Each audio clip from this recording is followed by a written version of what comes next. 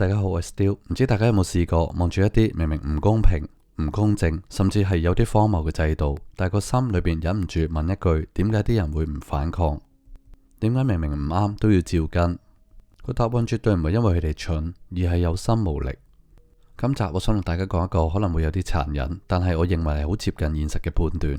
好多人服從唔係因為佢哋冇腦，而係因為佢哋計算過反抗嘅代價實在太高。我哋首先唔好用呢個道德去睇呢個服從，大家試下用個好冷靜、好現實嘅角度去睇。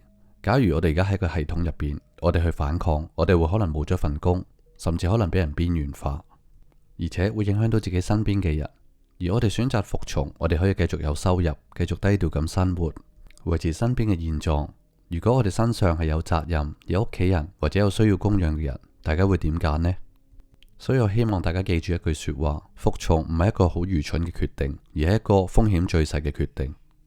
真正高明嘅系統其實好少用暴力，佢哋亦都唔需要恐嚇你，唔需要公開鎮壓，因為佢哋明白一件事：只要提高反抗嘅成本，人自然就會選擇服從。就好似你只要一出聲就會影響你嘅前途，你一行動就會連累你嘅屋企人，慢慢你就會發現你一喐根本就係冇退路。冇人逼你，但係你自己會幫個系統做選擇。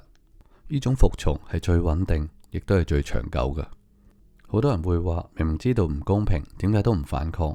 因為知道同做到中間其實隔住一樣好殘酷嘅嘢，就係代價嘅承受能力。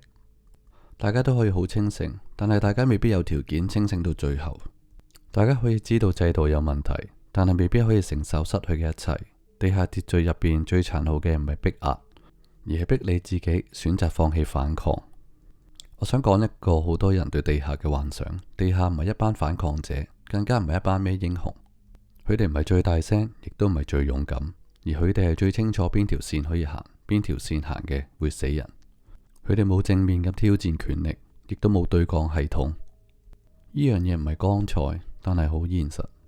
世界唔止係得兩種人，一種係服從，一種係反抗。其實仲有第三種人，就係等待時機保住現金流嘅人。